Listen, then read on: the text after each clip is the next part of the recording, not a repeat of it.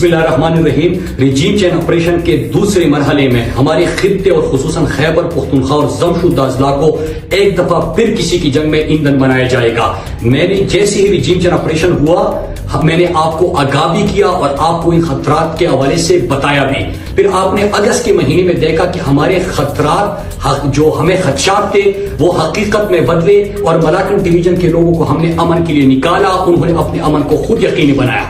پھر اس کے بعد اور آپ کو یہ بھی پتا ہے کہ عمران خان کی حکومت اس لیے ہٹائی گئی تھی کہ انہوں نے ایبسولوٹلی ناٹ بولا تھا کہ ہم نے پاکستان کو اور اپنے لوگوں کو کسی کی جنگ میں ایندھن نہیں بنانا، اور پھر اس کے بعد یہی لوگ پاکستان کے اوپر مسلط کیے گئے جو ہمیشہ سے کسی گریٹر گیم پلان میں اپنے لوگوں کو ایندھن بناتے ہیں۔ اس کے حوالے سے آپ کو انٹیریئر منسٹر کے بیانات، وہ پریس ریلیزز بھی آپ کے سامنے ہیں کہ جب ہم خدشات کا اظہار کر رہے تھے، جب ہم حالات کو حادثات بننے سے پہلے بتا رہے تھے، اس وقت انہوں نے ایف آئی آر بھی درج کیے، غداری کے فتوے بھی لگائے، بغاوت کے مقدمے بھی قائم کیے، اور انہوں نے اس کو جھوٹ اور پروپیگنڈا قرار دیا۔ آج وزیرستان اور لکی مروت میں حالات آپ کے سامنے ہیں اور ان کا جو اعلامیہ ہے وہ اس کی گواہی دیتے ہیں جو ہم نے آپ کو پہلے آگاہ کیا تھا۔ ہمارا پہلا سوال ہے کہ ان حالات کا ذمہ دار کون؟ یہاں پہ میں یہ بتانا چاہتا ہوں اور ضروری سمجھتا ہوں اپنے قوم کو بتانا کہ ارشد شریف شہید نے اپنی زندگی میں مجھے آگاہ کیا تھا، وارن کیا تھا کہ جس ایشو کو آپ نے اٹھایا ہے،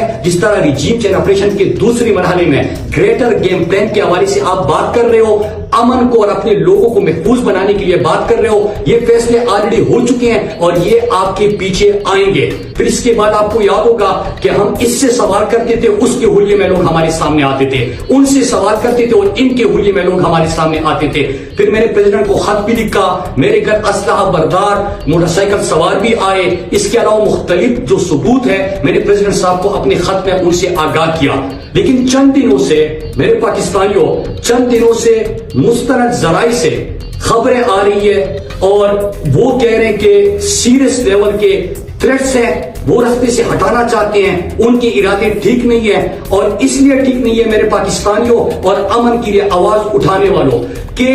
ہم نے ان کا greater game plan Malakand division میں ایکسپوز بھی کیا اور ناکام بھی بنا دیا تھا، تو اسی لیے رستے سے ہٹانا چاہتے ہیں۔ لیکن میں آپ سے مخاطب ہوں، یہ جنگ میری نہیں، یہ میری ذاتی جنگ نہیں۔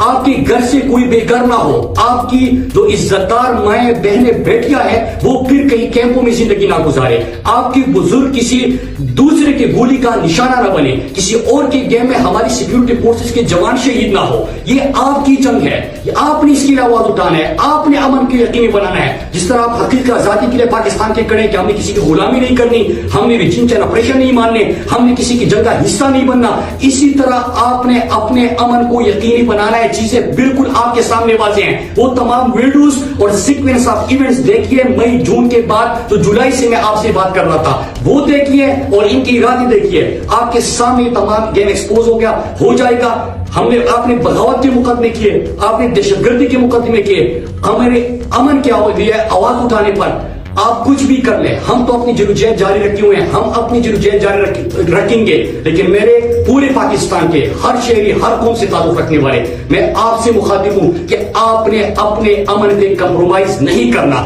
آپ نے کسی کی جنگ کا ایندھن نہیں بننا، آپ نے کسی گریٹر گیم پلان کا حصہ نہیں بننا۔ اپنی آنکھ اور کان کھلے رکھو، کوئی آپ کو استعمال نہ کرے، اس کا بھی ہمیں سوچنا ہے۔